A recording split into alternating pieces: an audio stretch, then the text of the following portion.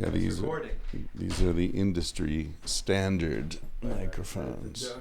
To conform. I don't conform in many things.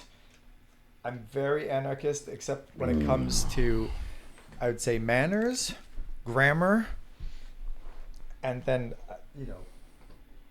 that's probably it.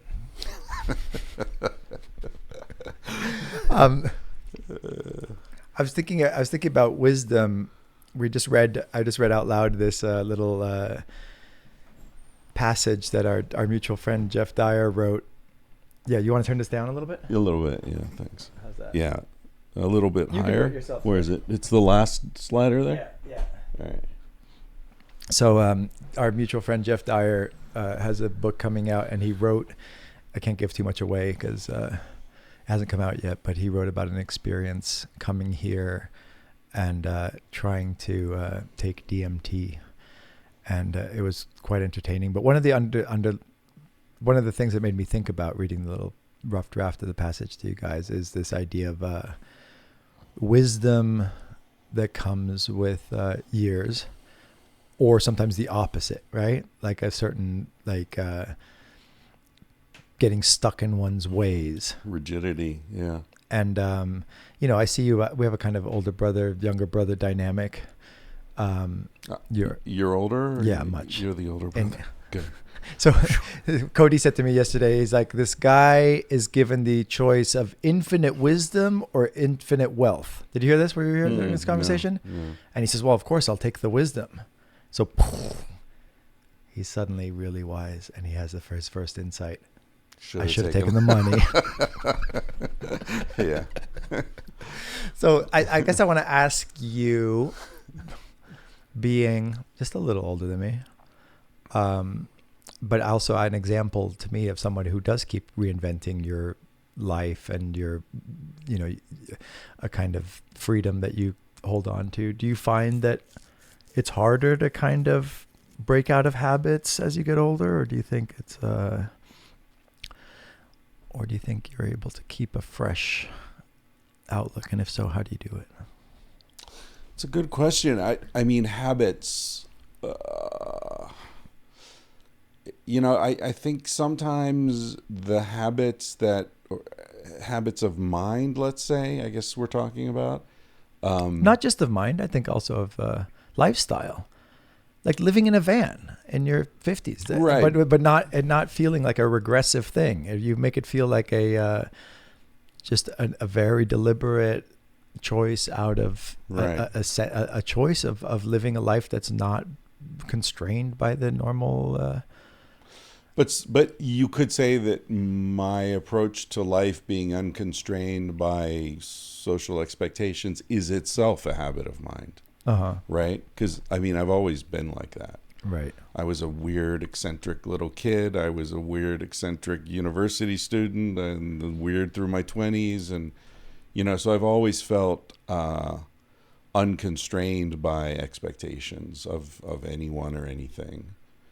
And so that's why framing is so important, right? Because from that perspective, you could say, of course he lives in a fucking van at 59. Like, that's where he's been headed his whole life, And so maybe that's not so much a sign of any flexibility as it is a sign of just sticking to something. And that's what I was going to say, that some of these habits, as we get older, I'm going to turn 60. I'm in my 60th year, so it's sort of a pivotal. When's your birthday? February. Let's have a party. Yeah. Yeah. I'd love to celebrate your 60th here. That would be cool. If you're into it. Yeah. Or actually in Bombay Beach, it would happen. Because we'll be in Bombay during that time. Let's have a big Chris Ryan birthday bash in Bombay. Invite all your friends and all your podcast listeners. By the way, we're doing each other's podcasts, which is cool. I'm super excited about this because I've been on your podcast 3 times. I always dreamt of having a podcast, but it took me 8 years of listening to yours and a few others that inspired me to finally start it. Yeah. And it's so wonderful. I'm glad you did. It's a cool thing. Anyway, what I was going to say is that some of those habits of mine can just be lack of flexibility or unexamined repetition, but some of them are also that you learn things, hopefully, in those years, those decades. And it's like, this is the best way to do it for me. I don't need to keep rethinking this. I mean, I can remember a weird example. I can remember where I lived and what time of my life it was when I started drying myself off after a shower in the same way every time. Oh, interesting. I can remember that it was like, oh, this actually works the best way. This sequence. Which is what? Which is like start drying my hair back. Uh-huh. Never have to comb it. Never have to do anything with it. Just dry, just push it back with the towel. It dries in place. And, I've always had pretty short hair, I guess. Anyway, just like this particular, and I noticed like, oh, I'm drying myself the same way every time now. How old were you? Early 30s. Interesting. I haven't gotten there. I'm 45. I have no idea how I dry myself. Really? That's interesting. Often I can't even find a towel and I just kind of air dry. But there are other things like that, like, I've had a bunch of wine. I'm going to drink a big glass of water before I go to bed. Then I won't have a headache in the morning. Whatever. I mean, they're little hacks, life hacks that you work out over time. And then you just like, oh, I'm going to do that because I know that will avoid pain. It will avoid problems. And maybe some of those from outside just looks like, oh, old guy stuck in his habits. And sometimes it is probably, but sometimes it's, you learn shit. I mean, and cognitive things, like I've said on my podcast that when I was young, I thought I would answer some profound questions as I got older. And now that I'm older, I realize, yeah, okay, I may have answered a few, but most of them I would say I just learned to stop asking. Interesting. And that's the wisdom, is just not to even bother asking them. So I was, my older brother married into the most wonderful family in Italy. And they make clothes and shoes, famously Ferragamo. Oh, and I think I've heard of them. Yeah, and it's one of the few brands that still belongs to the family. Instead of those big brands have all been sold to multinationals and huge corporate things, and this is still a family business. It was started by this, very poor man who was I think he was one of 13 kids in a little village outside of Naples.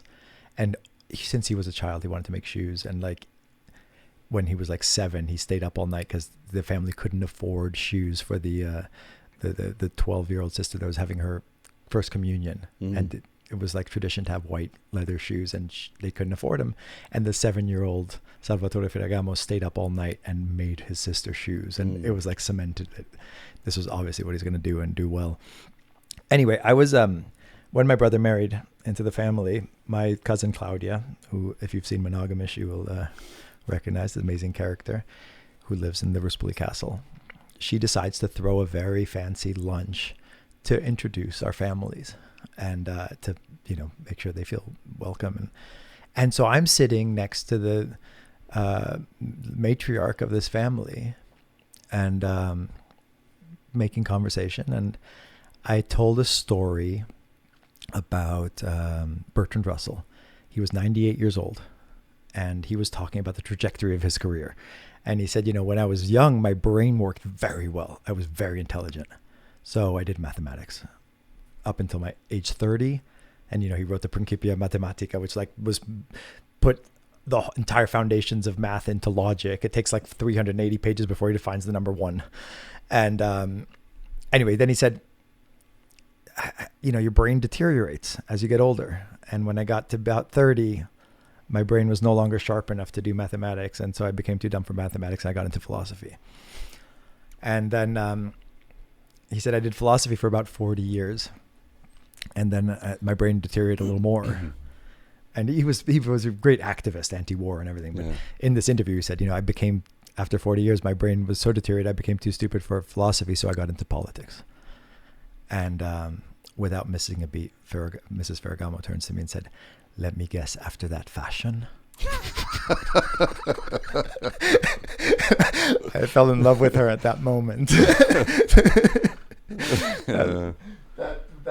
and that self-deprecation. I was like, this is why you guys are so cool and successful, and like not taking yourself too seriously. There's this idea, this kind of Heideggerian idea that there's no outside reason for a world, the significance that emerges in a world. Let's say the world of jazz, right? Or the world of chess even. Let's say when you look at a chessboard and you don't know how to play chess, you just see wooden pieces and some checkers, right? Then you start to learn, and then each piece distinguishes itself through that skillfulness, right? So then now you know the possibilities of the pawn, and then you get really good, and suddenly you can look at a board and you can say, the queen looks impotent in that position. And that's not an opinion, that's the fact. And the fact that only emerges from a deep skill in that domain. And there's nothing in the outside world. There's no way you can reduce the impotence of the queen to a fact about the physical reality of like the way the atoms are bouncing around, right? It's a non-reductionist kind of explanation. And so the idea is that you can have significance within a domain that is essentially groundless, but is still just as real. Like as real as what? As real as anything. Like it's an objective fact that the position of a game is not just your opinion and my opinion. Like I was talking with Anya in the podcast we just did about how when you get married, you do it in public. Because I think we're communal beings, but it's not. Some people say like, why would you want to get married in public? Because it's a private thing between the two of you that you're in love. Like, why do you need to announce it to the world? But no, you do need to. You're asking the community to recognize you as a couple, let's say, right? And you're going to resist this, I think, but I can tell you're skeptical. But I think that it's not. That's an institutional fact that you're married, but it is a fact. It's not like that person can say, I don't think they're really married. And that person can say, well, yeah, I think they sort of are. And it's not debatable, right? So we have these institutional realities and these kind of like structures of significance that emerge from a world that's like kind of self-contained. I don't know why I'm talking about this, but I think about that sometimes where I'm not sure if this is an extension of what you were saying, but I think about someone like, Michael Jordan, who has a lot of status, a lot of wealth, a lot of power of certain sorts, but it's all based upon something that's totally arbitrary.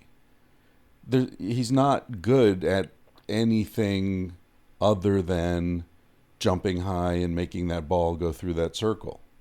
It's a really weirdly arbitrary thing that we sell. It's not like boxing where it's like, yeah, you beat people up. That's like translatable to the real world very directly. Or a chef, or their skills, a musician. There's skills that are like, oh yeah, this has applicability broadly outside of the little world that you're in. Whereas like, Tiger Woods, like, okay, you're really good at swinging a stick, hitting a ball by your foot and making it go 300 feet away. It's like, who gives a shit? Well, you don't, but and I think that's probably, you haven't developed those skills for understanding why it matters. Sure. But I think obviously some worlds are richer than others. Like there's no way you're going to find the depth in checkers as you're going to find in chess, right? There's no way you're going to find in a video game that's just limited in its kind of scope. And there are certain domains that are like inexhaustible, like great literature or great music. Music, yeah. And I don't know what it is about the nature of those disciplines. I don't think it's that it applies to other things. Like I think you could. Like Miles Davis' trumpet playing doesn't apply to the rest of his life. And it doesn't matter if it does or not. It's still a rich enough domain that it's worthwhile both to pursue and to admire in somebody and to learn the skills to listen to and kind of dive into that world. Yeah, I mean, I guess what I mean is like, and maybe this is my bias thinking about everything in terms of prehistory and so on. But like, we were talking about Jake Johansson, a friend earlier, is a comedian, stand-up comedian. I saw him do a show recently. He's standing up in front of 300-400 people, whatever, and for 90 minutes, he captivates all those people, entertains them. He's like, he's playing the room in some sort of alchemical relationship with every mind in the room, and it's a skill that I look at and I say, man, 50,000 years ago, that guy would have been the coolest dude in the tribe, right? Mm-hmm. He's the guy, because you're sitting around the fire. What do? You make music, you tell stories, you make people laugh, you dance, whatever. Those are skills that are like essentially human skills, almost on a biological level. So I'm comparing those in terms of so Miles Davis, if he could play a flute or he played whatever instrument was around, somebody who can play some percussion and get people dancing, there's something non-arbitrary about that, I guess, is my point. I'm not poo-pooing golf or chess or anything else. I'm just saying they're very, you were talking about limited worlds, right? Like if you don't understand chess, then Bobby Fischer's just an eccentric, difficult dude, right? Whereas if you do understand it, then he's a genius. Yeah. But you need to enter that world to appreciate him. You don't really need to be a musician to listen to the Moonlight Sonata and say, holy fuck, that's beautiful. No, but you have to have the skills for listening. And I think music so permeates our culture that we don't realize how much it's a learned skill. But I don't even think it's a question whether even like a melody would come across as a melody if you didn't have certain acculturation to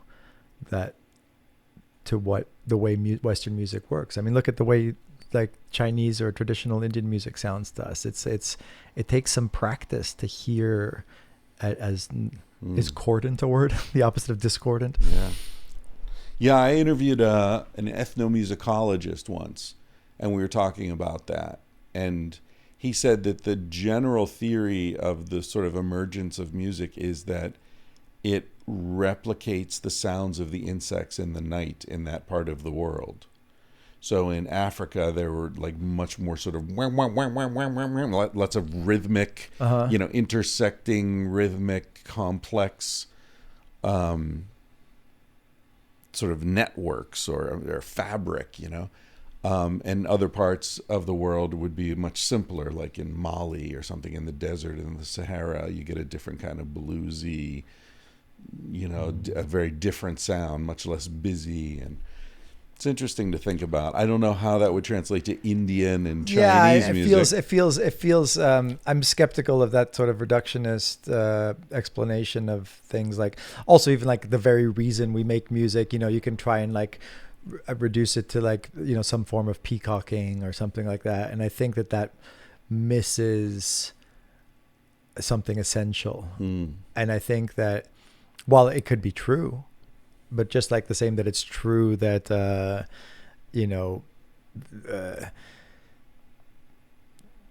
behavior might be at some level determined by the laws of physics, I don't think that level of explanation does much good, right? So I think that the layer at which we explain something, just because it's more fundamental doesn't make it more true or more useful of an explanation, right? So that and so explaining music in terms of some biological, imperative. It doesn't tell me that much. So if they're mimicking the insects and that's true, that's an odd and interesting fact. Right. It doesn't help me understand Beethoven's sonata any better. Right. In any meaningful way. Yeah, I mean, he was talking about the emergence. He wasn't talking about music at this point. And of course, I think it was Terence McKenna, was it, who had the theory that the reason African rhythms are more complex than the rhythms of Native Americans is that the Native Americans had lots of psychedelic substances. So they use those substances to enter altered states, whereas in Africa, there really isn't much other than iboga, which is very, very harsh and not something you would use recreationally. Right. So they develop complex rhythms as a way to enter trance. Ooh, I like that. Yeah. I like that. But I mean, I take your point, and I think it relates back to what we started talking about, where as I get older, I think I'm much less in search of the answer. Mm-hmm. You know what I mean? I'm much more like, well, this is one way of looking at it. Here's another way of looking at it. They're infinite. I feel like I could argue multiple sides to pretty much any issue. And so in a way, I think that makes life more nuanced and interesting, and maybe increases compassion, and you sort of understand people are coming from places you can't possibly predict or make assumptions about. On the other hand, it makes everything kind of slippery, and there's a feeling of kind of letting go, I think. Not trying to grasp at certainties, not trying to find final answers, not trying to check a box and move on. It's like, no, this is just the way it is. Everything is so nuanced and multiple. But do you think that there's a cumulative like wisdom? Like, do you feel like you know more now than at age 40 and would not want to trade places with your 40-year-old self because of it? Or do you think that life goes in just a kind of pointless circle? Are those my only two options? No, there's other options too. Draw any shape you like. It's a pointless hexagon. I mean, yeah, I definitely know more than I knew at 40. And, I don't really even know how to think of, would you want to go back or trade places? But, is there a point? I don't know. I mean, it's so interesting to think about, someone like Bertrand Russell, you mentioned earlier, who lived, 5 lives as far as, what he learned and his output and his complexity and his personal experiences. And then that all just goes up in smoke when he dies. Like, it's just done. That's it. Like, there's no accumulation. There's nothing that gets brought into the next life. And there's a real appeal of some sort of, Buddhist reincarnation in that, like, we work so hard. Sometimes I see people, like even you here, you're building this world. I said to you last night, you're like a little god. You build worlds in Bombay Beach here. And then you're going to die. And what's going to happen to all this? Is it just going to disintegrate in the desert? You don't have any kids that we know of. That I know of either. What's, I see these people who spend their lifetimes building, this eccentric dude who builds the castle in the, out in the middle of nowhere, and then he dies. And it's like, what was the point of that? Hubert Dreyfus, who was my mentor at Berkeley and the podcast named after him, his being in the world, he was a huge influence on me, and he was so dominated, obviously, by his intellect. And there was something slightly kind of awkward and just, I remember, like, he shone so much as he was teaching, but then when you try and interact with him in real life, he was awkward, and there was something kind of nerdy and like not comfortable necessarily in his own skin. And as he got older, that kind of went away, and he became more and more like wise in the way that we think of, like, there was a certain glint in his eye and a more comfortable, confident stance. And then he started to lose his mental capacities dramatically. He started getting dementia, right? And, he lived an incredible life. He had, professor at Berkeley for decades and at MIT before that. And I went to see him, and he had regressed to total childhood. And this was one of the most both disturbing and moving and beautiful things I've ever seen, because his entire essence, or at least what we had identified as his essence, was gone. And he was like this, but he had this sense of awe that I had never seen before, and sense of like gratitude and like warmth.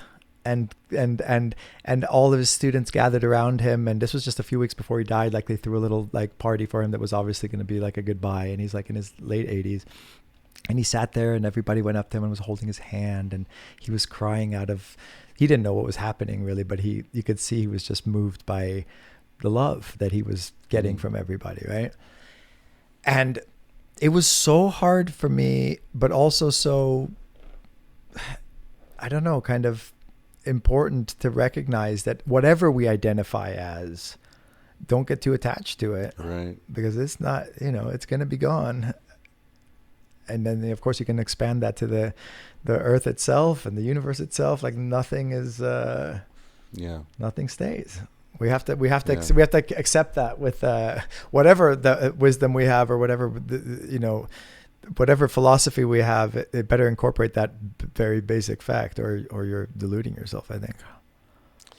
Yeah. I was thinking about that yesterday, driving down here. Came down through the Mojave Desert, I guess, and I don't know if you've seen it. I'm sure you've done that road, but they're like these piles of boulders by the side of the road, and I guess high school kids go out and do graffiti on them, and it seems like it's been going on for a long time. There's a lot of graffiti. And when I first saw the first pile, I thought, oh, fucking kids fucking up nature, And then the next pile, and the sun was low, and somebody had done some art, and it was nice, and it was like really glossy and beautiful and silver and gold and all these beautiful colors, and the sun was lighting them up beautifully, and I was like, okay, now is that vandalism, or is that destruction, or creativity there? What is that? Mm-hmm. And also, those rocks have been sitting there for probably 10 million years. Who gives a fuck that there's a little layer of spray paint on them? That'll be gone, in no time, as far as the rock is concerned. Mm-hmm. And then I thought, like, is that what we are to the earth? We're like graffiti sprayed onto the side of a rock. You know what I mean? Yeah. I mean, if you look at it in terms of geological time and all that, it's like, what are we stressing about? There's a lot of, I mean, again, I don't know as far as wisdom goes, I don't know, but I do feel like there is for me anyway, getting older is a relaxing experience, because I feel myself letting go of so many things. Like the first 30 or 35 years of my life was about grabbing things. Right. It was about bringing things in, pulling them in, and accumulating and working and figuring things out, and it was like a giant inhalation. And then somewhere around 40, I feel like, okay, now I can exhale. And it's so much more relaxing. That's a nice metaphor. And you sort of just let it go, and you get old enough to realize it doesn't fucking matter, and everything will work out, everything will be fine, whatever fine means. And even if it doesn't work out, it'll still be fine. I mean, what did Kafka say? There is hope, but not for us. I hadn't heard that. I did have a T-shirt that said, "I feel so much better now that I've lost all hope." Yeah. And my dad loved this T-shirt. He said, "It's so wise. It's so zen." Yeah. Well, I guess true. that's sort of what I've been trying to say. Yeah. So what have you learned doing the podcast? Has it taught you things about yourself, or the way you interact with other people? Yes. So I think it's so interesting, because I just did a podcast with your partner, Anya, and it's so interesting to me the way another person pulls out different aspects of your personality, and the words that emerge, and the style with which you speak, and all of this stuff. I find myself, and I guess all of life is a bit like this. It's hard to parse which part of you is active and which part of you is just an observer. And like there's a part of you that's just like, I know as little as you do how the sentence is going to end. Maybe I have like a split second anticipatory knowledge, but it still doesn't feel like willfulness, right? It feels like people bring out different aspects of each other, and that's beautiful. And I've always admired great conversationalists and people who have a certain eloquence, whether it's Terence McKenna, who was just so incredibly good at just talking by himself. And so I see conversation as an art form, the same as music or filmmaking or photography, and one that I admire and respect and would like to cultivate in myself. And I have the same frustration when it's not going well as I do when I'm playing a piano piece and my fingers aren't doing what I want them to do, and I don't feel like I've practiced enough. And so I like it as a manifestation of human creativity. And I love it as a form, as we talked about. Like, it seems like the antidote to like so much that's wrong with our culture. And it feels like again, I have a slightly more optimistic view of technology than you do. I think we have a way of using the technology against itself in a way and against the tide. Like I wouldn't want to go back to the tribal existence, but I do like the idea of learning from the tribal existence and incorporating the best of what the technology has to offer. Right. And I think that this is an instantiation of that. Yeah, like I don't agree. know, we have good conversation, we always do, but there's something about what this brings out, the focus and the deliberateness of it, which I think allows you to go deeper than you would otherwise. And I Right. appreciate it for that reason alone, even if we didn't do anything with the tape afterwards. Right. I think there's an intrinsic value to like the way this is bringing out a focus. Yeah.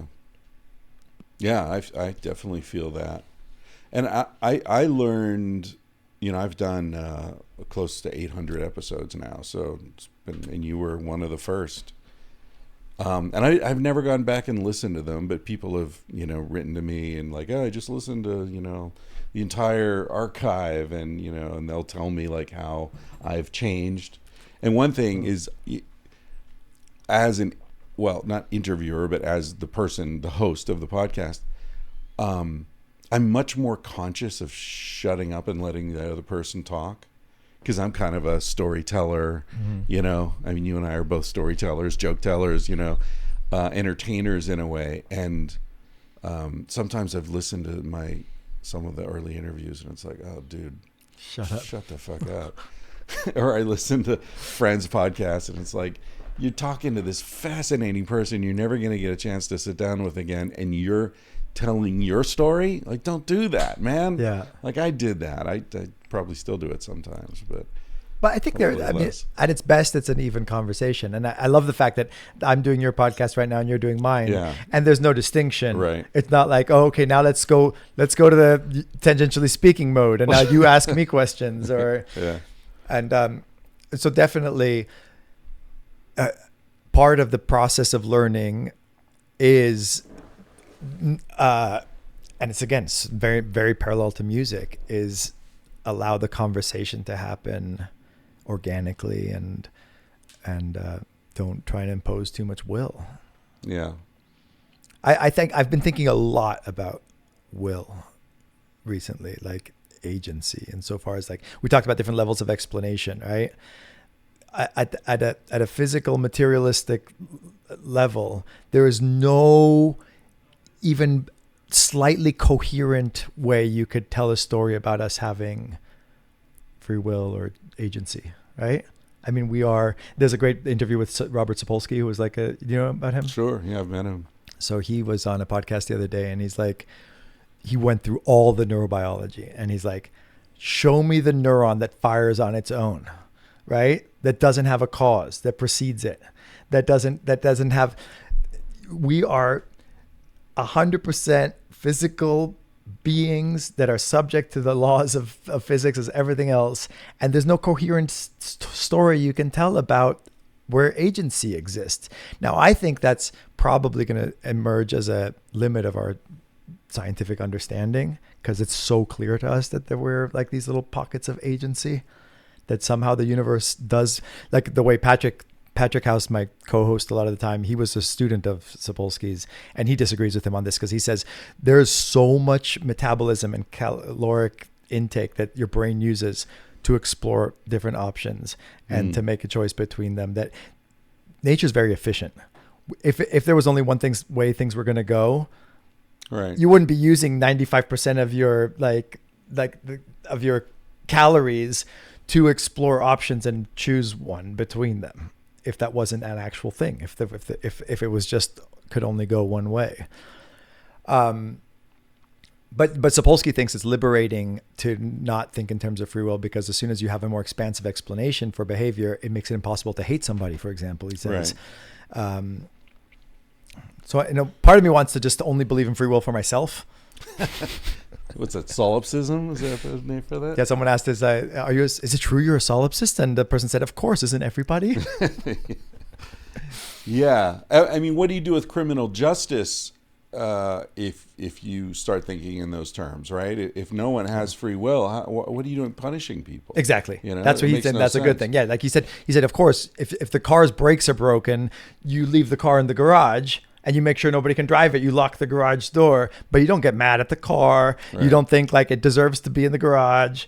You just deal with it in a functional way. Mm-hmm. On the other hand, I think that leaves out something so important that of what it is to be two human beings. Like if I thought I was just interacting with a machine that was like a car, our interaction would be completely different. It's based so strongly and so deeply on me seeing you as another responsible agent. So a presumption of will.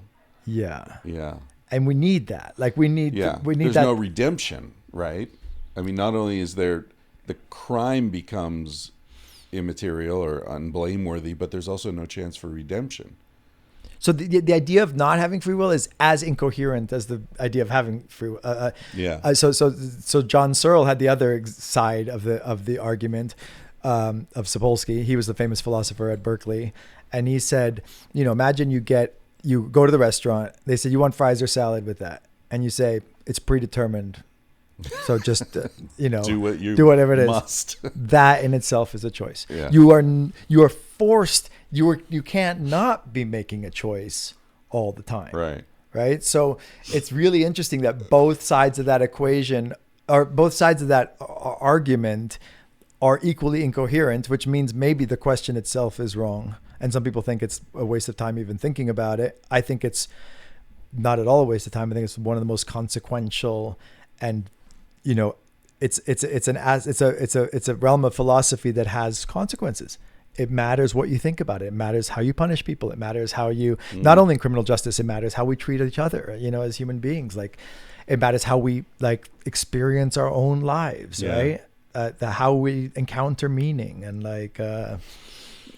You reminded me of this friend I had in Spain a long time ago. When I first got to Spain, this guy named was Phil, this British dude. He was there teaching English. He'd been there for a year or two, but he's one of these very proud to be British guys, and any language other than English was just not worth bothering with, and everything was best in England. And he was teaching English there, and he hadn't learned any Spanish in the year or so that he had been there, except one phrase that he used all the time: "Es igual." Yeah, me da igual. They have great. Yeah.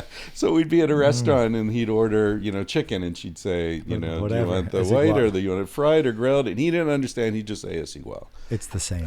It doesn't matter. It's almost like what was that movie with Peter Sellers, the gardener, Chauncey? Being there. Yeah. Strange. Because sometimes great wisdom can look like utter ignorance, I guess. Yeah. And so tell me little bit about your life these days, because I haven't seen you since COVID began. How did this bizarre year affect you? Did it both in terms of the trajectory of your own life and in your attitude towards the world, and in terms of thinking about the fact that we went through a pandemic, like you who thinks about anthropological issues, has it affected your worldview at all? Are you at all surprised by the way we reacted as a country and as a race? Oh man, I think we're in a sort of artificially created moment of calm right now, and things are about to get very, very unstable. Economically, politically, environmentally. If you mark your calendars. We are June 2021. Right. We'll see. How much time do we have? Yeah, I think a year or two maybe. I mean, as far as COVID goes, it didn't really affect my life that much because I work from home anyway, and I didn't really have a home. Yeah. So I rented a place, and we spent the winter in Colorado in this little house, and just did what I normally do podcasts and read. Did you do them in real life? No, I did them, online. The technology for that has improved dramatically due to COVID. So I think a lot of the sort of technological momentum or trajectories that we were on has been accelerated by this. The sort of people moving, remote work, the technology around that, Zoom calls and all this stuff. The idea that people are moving out of the city, searching for better quality of life, lower cost, because they don't need to go into the office anymore. Lots of interesting structural changes happening in American society. I don't know how that's playing out in other countries, but do you see those as positive? I see them as a mixed bag. I think some are positive, some are negative. The sort of domination of Amazon it has been accelerated a lot, so we're going to see a lot more, inner small towns just getting gutted because everyone's buying everything on Amazon. Yeah. So there are lots of trends that I feel like just sped up, but I think that we haven't begun to see the reverberations economically of what's happened. There's been a moratorium on evictions that's about to expire. Government's been handing out money to people hand over fist for a year. That can't go on forever. And once those streams run dry and people are getting kicked out of their houses and don't have any money, shit's going to get even crazier. And America is not a particularly well-educated, mature society at this point. I think we've regressed in some ways over the last 30 or 40 years. And so I think the rage and the sort of rot that's developed in the political system, it's collapsing. And okay, Trump's out of office, but one of the two political parties no longer believes in democracy. Yeah, that's wild. So where do we go from here? The best case scenario is the Republican Party collapses, Trump dies, the whole thing just sort of disintegrates, and the Democratic Party splits into actual progressives, right, and the sort of Democrats in name only. Yeah. But I don't see that being a smooth transition. I think the United States might become a one-party country like Mexico or Venezuela or fucking Hungary or Turkey. And do you think there's hope for I've been thinking about anarchism a lot lately, not in the terms of necessarily in bomb throwing revolutionary anarchism, but the sense of this ideal of creating autonomous smaller communities that can be geographically defined, but it seems also they can be kind of a little bit more amorphous. And I was talking a lot with Anya about the sense of feeling like we are a little tribe of 100 people, our friends are, right, and we're living our life. Do you think there's a meaningful way in which we can invent a new way to be could possibly help survive this tumultuous time, or are we so necessarily kind of wrapped up in it to the point that what happens to it happens to us? I think I was thinking about some of that when I was talking about these trajectories, and some of them are positive, some are negative. I think one of the positive things is that as the ship goes down, people are thinking more and more about life rafts. Mm-hmm. And what I've tried to do in the two books that I've published are try to give people some notion of where to look for how to organize in these small groups, right? Because that's where we came from. And so, as you mentioned earlier, there are things from the tribal past that are very applicable to now that will work. And there are things from now that we can, so if we take the best aspects of prehistory and modernity and mix them together and with some intention and wisdom, we can really have a awesome situation, as a species. Whether we'll have the wisdom to do that or not is, another question. But I do think that people are looking at things like, I need to have food. I need to have friends who are we're going to take care of each other. This bunker mentality, I don't think that really makes sense. Yeah. I think the way to survive is you've got a buddy who knows how to fix cars, and you got a friend who's got goats and makes cheese, and you've got a friend with chickens and the eggs, and someone who's got a garden, and someone's a good hunter, and everyone's got different skill sets, and together we form a small organism, almost a small superorganism that's got all these different capacities, and so we can respond to things and take care of each other.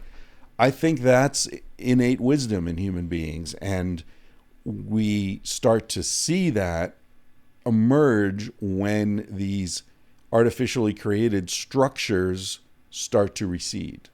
Right? There's this beautiful book called Paradise Built in Hell by Rebecca Solnit.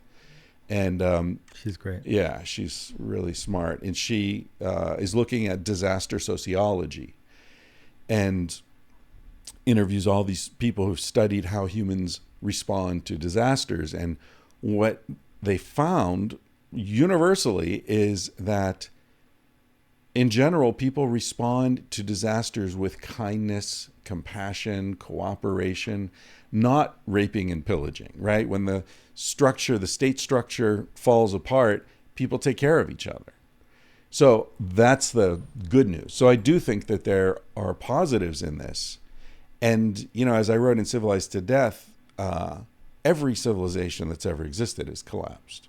So I don't see any reason to think this one will be any different. There's a trajectory, a life cycle of civilizations, and you can sort of look at ours against the template of Rome and Greece and Easter Island and the Aztecs and empires more than you're equating kind of civilizations with agricultural based population centers, that are static.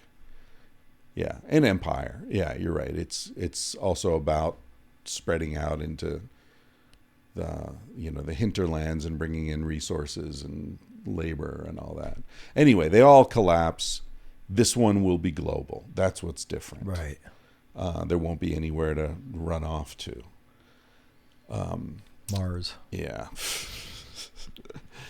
Yeah. So I don't know. I mean, there's positive and negative for sure. I think we're living through a historic pivot point that we can't even appreciate because we're so close to it. But I do think we've seen the lightning, and now we're waiting for the thunder. That's how I feel.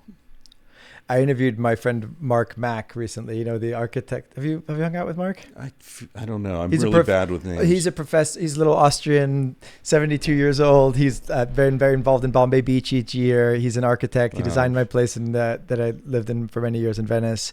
And he was talking, he's got very anarchist tendencies. He loves Bombay Beach. He was a professor of architecture at UCLA and at Berkeley. And he loves Bombay Beach. He's built the Museum of Unwanted Architecture, which is like celebrating architecture that never got built for whatever practical reasons. Right. So he's asked architects from around the world to give him drawings and models of nice. Unbuilt buildings. Right. And I was asking him about, what he's looking for in this.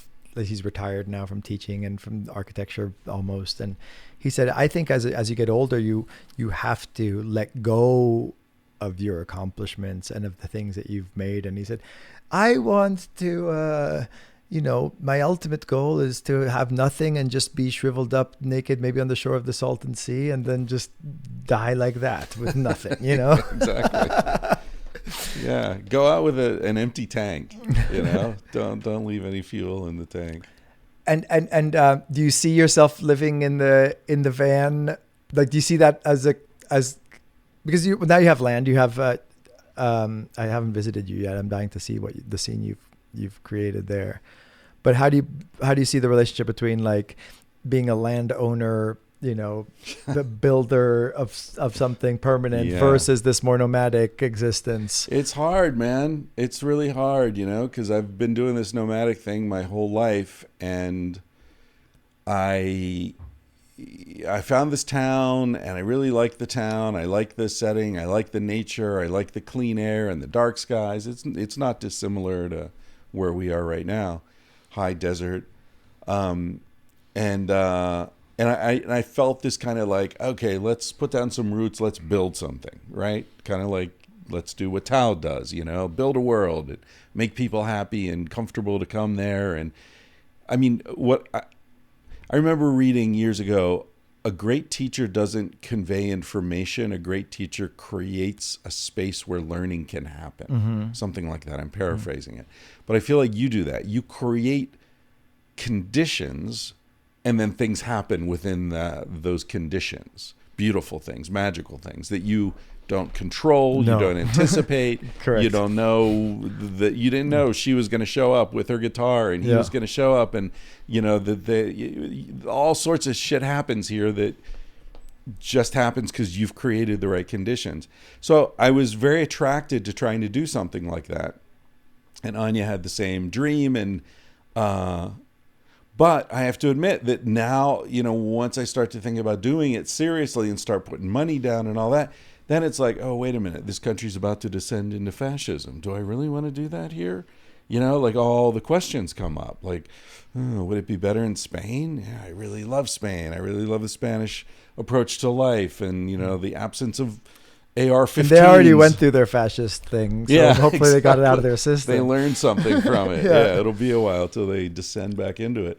So, I mean, it becomes, and then, so much in my life breaks down into hunter-gatherer versus a farming approach, or in Ishmael, Daniel Quinn call it the leavers versus the takers, right? There's a way of living that's like you live on the world, but you're not trying to, be a settler. You're not trying to build something that's lasting and all that. You just sort of slide through. And that's how I've always been. That's why I don't have kids, It's why, I've never really owned anything. Mm-hmm. I owned my first car when I was 49. Really? Yeah. Wow. Yeah, I mean, I'm a collector, parents. and I keep buying these trailers and buses and thinking this one I'm actually gonna use, and I'm gonna hit the road again and do what you're doing, and I so admire. And immediately the trailer like grows roots, and then I have somebody wants to come and stay in it, and of course I love it. I don't want it to sit empty, and when I'm not using it, so of course you can live in it, or of course let's rent it out and have it be a functioning stay over for people to come here, and so I realize I like other people being nomadic and being a little bit in one place. Like I get all these travelers coming through, and I get that sense of constant flow of people, and I don't have to go anywhere. And it's wonderful. Yeah, and yet you do, right? You're flying to Italy in 2 days, and for the first time though in a couple of years now. I find I definitely have gotten less wanderlust as I get older. I can go weeks without leaving the house. Yeah. And I love different people coming around, and it's just so lovely. Well, you do have the perfect mix here, because you have the stability, but as you say, there are new faces coming through. There are new ideas. There's new stimulation. It's so much better than I meet so many more interesting people here than I ever did in LA. Yeah. It's incredible. And my friend, I've told this story before, but Mark Rathall, our mutual friend who's a professor of philosophy, he was one of the first people to visit me here, and he looked so sad and worried when he came up here. And he's like, I was like, what's wrong? You don't like it? He's like, Tao, I just can't imagine you living all alone 2 miles up a dirt road. He was really worried. You were going to go Unabomber on him? Or not just that wasn't fit my desire, my deep need for human contact and socialization. And I'm like, and the irony is I wish I was alone a little more often up here. Literally I can count on 2 hands the nights I've spent alone here in 5 years. And I just get this constant influx of interesting people, and more so too. So as the roots of it go deeper, and it becomes more and more of a thing. Bombay Beach the same. Like this year in Bombay Beach, I'm really excited to share this with you next year, because we realized, I think, that the 3 months leading up to the Biennale is way more interesting than the Biennale. And to put all that energy into one weekend makes no sense. Right. Like this year we didn't do the Biennale because of COVID. Right. And it was even more fun than the years that we did the Biennale, because we had like 50 of us down there, all still making things and interacting with each other. And there was this sense of this like cool, weird, intentional community that mixes like, you know, installation making with technology. Now my dear friend Freeman has like invested in high-speed internet in Bombay Beach. We have fiber channel like all over town. Really? Yeah. That's awesome. It's amazing. And there's all these cool like tech weirdos like hanging out down there and like programming. And so there's this like whole new kind of sub tribe that's like evolving there. And it's just like the last time I went, it reminded me of Spain, like just like walking down the village and people coming out to their door and saying hi, and a sense of community that I have never felt anywhere in the United States. And it's the last place on earth where I would have thought I would feel it, because it was so deeply post-apocalyptic. So that kind of gives me hope that after this apocalypse, what emerges is the essential in a way. And the essential is this sense of like a small community with, like you said, people having their specialty, their passions. I always find it amazing that that there's a person who wants to do each of the things. Yeah. Like there's so many things that need to be done. Yeah. And the fact that there's like, wow, this person wants to be this type of, you know, I have a new friend who's an ER doctor, you know, spend 10 years studying to like see what to me would be the most traumatic, the last thing on earth I would want to do. Right. And here's somebody who's like dedicated their lives and is passionate about like helping people in this like urgent, tragic situation. Well, I think that's what fuels us, right? I mean, the thing scientifically demonstrated, the thing that can help you feel better fastest if you're feeling depressed is to go help somebody. Yeah. Right? That is so human. That is in us.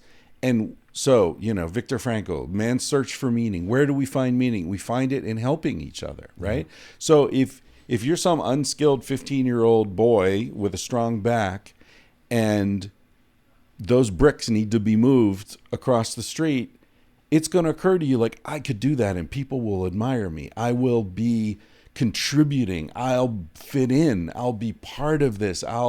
You know what I mean? I'll get some respect and you want that. We all want that. You see little kids, what do? They follow their parents around. I mean, there's this great kid in Crestone, this little Thai kid, and his mom, I always see them working in the garden. His mom's squatting down, and she's from Thailand, so she's, you know, doing the Asian squat, and she's working, pulling things. And there's this little 3-year-old boy. He's got a little shovel, and he's like standing. He doesn't know what he's doing, but he's just like, I want to participate, right? I want to be part of the group. And so I feel like it's that kind of like, what can I do to be valuable to these people is such a deeply human impulse. And sometimes it translates as I'm going to go to medical school, or sometimes it translates as I'm going to defend the perimeter, or, you know, whatever it is. I remember reading, or actually listening to an interview with Sebastian Junger. You know him, the writer? He wrote The Perfect Storm and a bunch of other books. He's like does a lot of stuff, military stuff. And he was embedded with a group of Marines in Afghanistan, like way at this point in the Korengal Valley. They're getting attacked all the time. And the interviewer said to him, like, so you're with these guys, they're in this little hut, they're getting shot at constantly. You know, they don't have showers for weeks. They're just super stressed. They don't sleep. It's horrible. These guys don't know anything about like international trade routes or, you know, like they have no understanding of why they're doing it. Even, you know, the politicians don't know why. Why were we in Afghanistan for 20 years? Nobody really knows. Anyway, he said, well, what motivates them is love. That's why men fight in wars. That's why men withstand all this love for each other. That's counterintuitive, isn't it? Well, in a way it is, but in a way it isn't, right? That's why they miss it. That's why you talk to people come back from wars. They say, those were the most meaningful times of my life. I love those guys. I would have died for those guys. Wow. And some of those guys died for me, right? That's the intensity Or they died pointlessly, depending how you see It it. is, yeah, exactly. It's the framing, right? But the point is that you take this deeply human need to be of value, to be of service, right, to your fellow human, and you corrupt it into now go kill those strangers and whatever. Right. I mean, it makes me think of dogs, right? Like, what's a dog? A dog just wants to like be valuable to you. A dog just wants to help you, protect your house, or chase the rabbit, or whatever you want me to do. I'll do it, man. And then we turn them into attack dogs or something. It's not the dog's fault. The dog's motivated by something really decent and beautiful. So anyway, I don't know what I'm talking about, but I do feel like there's this, if we get down to essentials of what makes us human, it's this love and need for community. Yeah. For And sure. Speaking of which, I remembered that we invited a few of our friends for brunch here yesterday, and they just walked by our window like 20 or 30 minutes ago. Speaking with of boxes. community. Yeah, great. I have a great community here. I was in a hardware store when I first moved here, and this tall, handsome Italian guy says to me, "Are you Tao?" And I said, "Yes, why?" And he said, "Because I am Italian and I have some land and I have a boat and a Spartan trailer. And every time I tell people this, they ask me if I'm Tao." So I said, "Well, how did you know? How did you know it was me?" And he said, "Oh, just looking at you, you obviously were the other Italian with the boat." So we became dear friends. He was one of my first friends here, Alessandro, and he just walked by with some eggs. So I think we should go hang out with him and cultivate this this great community. And I love that this is now like our fourth podcast together at 10 years later? Is that when did you start the podcast? Do you remember what year it was? Maybe it was 2012, 2013. Something like that. It was shortly after Sex at Dawn came out, and that was 2010. So it was 2011, 2012. It's great how how these roots grow. I love it. Yeah. I appreciate our friendship and our ongoing dialogue. And Me too, man. And I love that now I can return the favor and have you on my podcast. It's super fun. I was thinking, getting back to the early discussion of, what do you learn as you get older and all that? Like, one way to sum it up would be like, maybe when I was young, I wanted to have a boat. But as I've gotten older, I realized what I really want is to have a friend who has a boat. Mm-hmm. It's a very different approach to life. Like, I don't need to have a ski chalet, but I'd love to have a friend with a ski chalet, So maybe between the two of us, I'll just keep going in the van and you develop this world and I'll drop in occasionally and we'll sort of vicariously fill in the gaps. And so just a little cross promotion here. Tangentially speaking, I'm sure you know it if you're listening to me here on Being in the World, and vice versa. Probably don't know it, but if you're listening on Chris Ryan's podcast, please come over and find Being in the World. Is it still only on YouTube? No, it's on Spotify, it's on iTunes, Okay, it's on cool. all of the podcast apps, and audio only on Spotify and Apple Podcast, and then we shoot video for it. So if you've been longing to see Chris's beautiful face, where's the camera? It's over there. You can come over to YouTube and find the Being in the World podcast. And I think this is now my 47th episode. Damn. 46 was with Anya earlier today. And it's definitely, I love it as a medium. And I've always been a bit scattered in loving every medium, and that's why I fell in love with filmmaking, because I was like, it's everything. Yeah. It's architecture and literature and theater and music and design and in a way, this is also everything, because we can bring all of our life experiences and try and kind of catalyze them into a constructive conversation that takes its time, and it's just wonderful. Yeah, and if you are coming to Tangentially Speaking by way of Tao, as we've mentioned several times, I mean, this is the fourth episode you've been on. First one was at the very beginning of the podcast, when I guess we didn't really know each other that well. And then I remember you did one when I was living in Vancouver that begins with you playing the guitar, some flamenco song, really beautiful. And I've done at least one, maybe more than one episode with your mother. Yep. Which is really interesting. Yeah, I to love get that a you do sense that. of where this dude comes from. That's invaluable. All right, thanks, man. Let's go have Thank some you. brunch. Okay, bye everyone. Gotta go stuff it over here. That was great.